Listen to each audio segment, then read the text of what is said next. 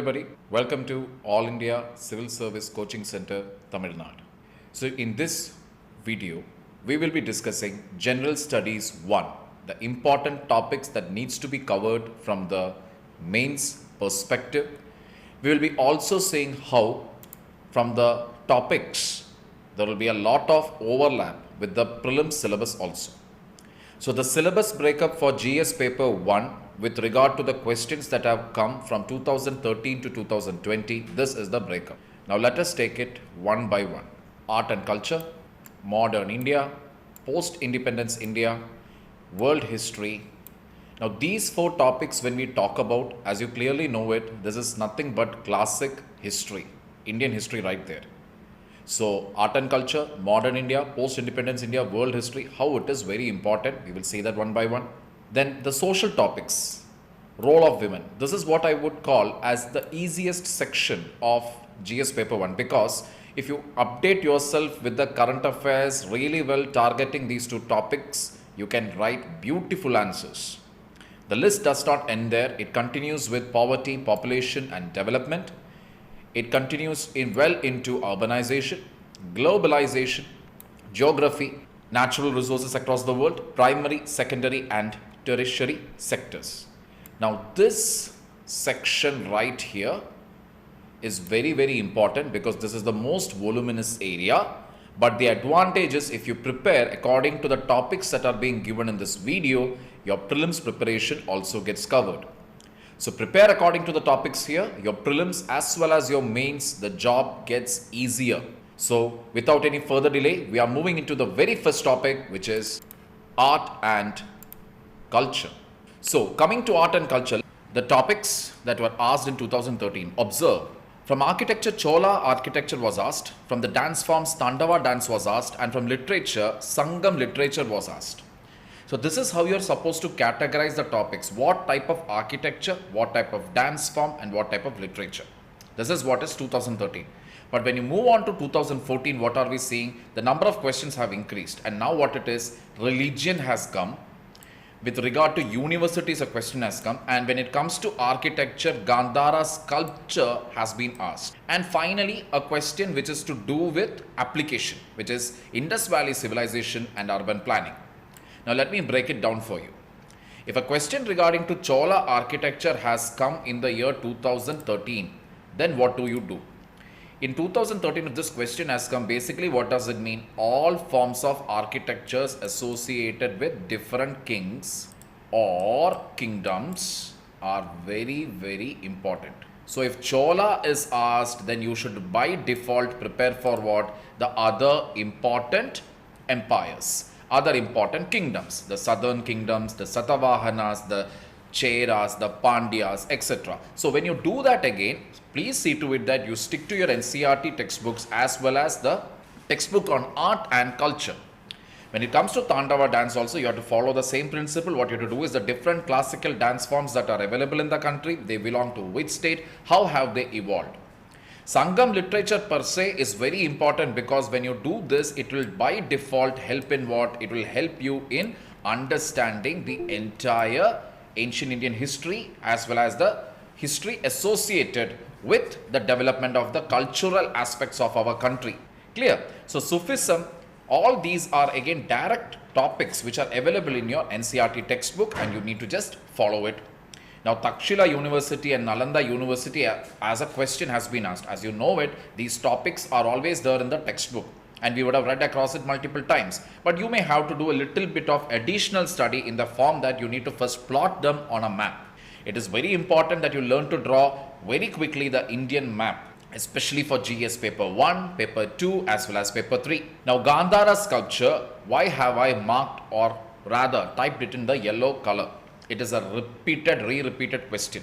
That is the reason for it. So that means it is very, very, very important. When it comes to Indus Valley civilization and urban planning, what can you do? How will you interpret this question? Now the interesting mistake what every aspirant makes is that they never prepare mains according to the demands of the syllabus, but they still are bogged down by the ghosts of the preliminary round. Indus Valley Civilization and Urban Planning. This very topic right here is nothing but the very first chapter of your ancient Indian history textbook, in which they have mentioned about the first chapter is entirely about IVC and the urbanization. So you have to take a macro level reading of the textbook so as to understand what are the important sections or what is the chapter that it is trying to say. What is the chapter all about? What is its overall subsections? What are they trying to say? You have to make a synopsis of every chapter. Getting the idea? Moving on, Mesolithic rock cut architecture. As you can clearly see in 2015, again, a question on architecture is getting repeated. So earlier it was Chola, then it was Gandhara, and now it is what? Now it is Mesolithic rock cut architecture. And yes, you guessed it right, it is a repeated question. That means you will have to prepare it in detail. Clear? Moving on. Ancient Indian civilization. Its comparison with Greek, Mesopotamian and Egyptian civilization. Now this again, because the fact of the matter is, obviously these things keep coming in the textbooks. So a simple Google and a 3 or 4 liner about Mesopotamian civilization, how it is similar with Indian civilization, how it was different from the Indian civilization, so on and so forth. Same thing you have to do for Egyptian civilization as well. Coming to 2016, we have questions on Krishnadevaraya, a king or rather a kingdom. Like we can see Chola architecture was asked, all right, and then there is 2014, we don't have anything with regard to a king or a kingdom, but civilization with India is asked, and then finally in 2016 once again a king is being mentioned. So that is why I mentioned earlier that all the major kingdoms and their contribution to architecture, art forms, literary works, etc., you have to make a synopsis of it. It will pay you rich dividends not only for your mains, but it will help you clear in prelims very easily. And once again, if you see, Buddhist stupa art in 2016 is getting repeated.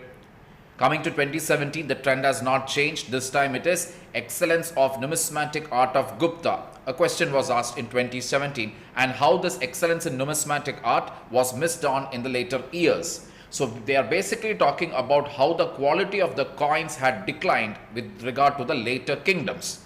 There are scattered sentences in NCERT for which if you hunt it down and prepare it, you will be able to write it. Clear? Bhakti movement and Sri Chaitanya Mahaprabhu. Yes, we know earlier, last time it was when it was in 2014 that I had specifically asked about a topic with related to religion, which was Sufism. And much later, so coming to 2015, we have ancient Indian civilization being compared with Greek, Mesopotamian and Egyptian civilization. Needless to say, you have to make short notes about the same because you would have seen scattered sentences about the same in NCERT. So a few searches in Google, 4 to 5 sentences per civilization with regard to the similarity or differences, arranging them, that should do. Coming to 2016, you can see that UPSC has not left the trend of asking about kings and kingdoms and their contribution. There is a clear mention of Buddhist stupa art again. 2017, the only question of significance that came from this area was the excellence of numismatic art of Gupta was not seen in the later stages or in the later kingdoms. So you know it that there were many kingdoms after the Gupta Empire that too issued coins, but they were not of a superior quality unlike the Guptas. What were the reasons for the decline? What were the reasons for the superiority or the excellence of numismatic art of Gupta? An analysis of the same. Clear? Moving on. Bhakti movement and Sri Chaitanya Mahaprabhu in 2018. Once again, religion is coming back into the arena again. So Bhakti movement is very important. Afterwards, if you see accounts of Chinese and Arab travelers. So first time the Chinese and Arab travelers and their accounts are being asked. So this is easily available in your NCERT textbooks. Make a note of all the foreign travelers and segregate them and make a note of the literary contributions made by them. And obviously a very easy sitter type question, which is safeguarding the Indian art heritage, which was asked in 2018. Clear? Moving on. Central Asian Greco-Bactrian elements in Gandhara art. Again, a direct question coming in 2019.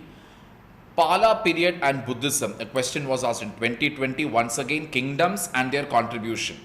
And Mesolithic rock cut architecture was asked initially. Now in 2020, they had asked rock cut architecture specifically. Persian literary sources of medieval India. But before this, in the previous year, they had asked about Chinese and Arabian travelers.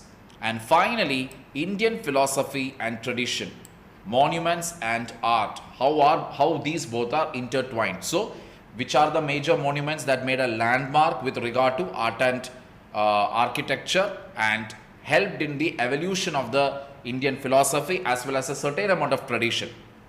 That is the demand of the question. Clear? So, need to prepare on these topics. Now, let us see what are the topics that needs to be prepared in addition to this. Yes, Bhakti movement, Sufism. You need to prepare on Vaishnavism and Shaivism. Major contributions by southern kingdoms to art and architecture. Sangam literature, which are the major universities of ancient India and their location and significance. Lastly, Buddhist art and architecture. Editions. Study about Jainism art and architecture also. How has rock cut architecture evolved? Which were the contemporary civilizations along with Indus Valley, like major civilization it was. So we need to know the contemporaries.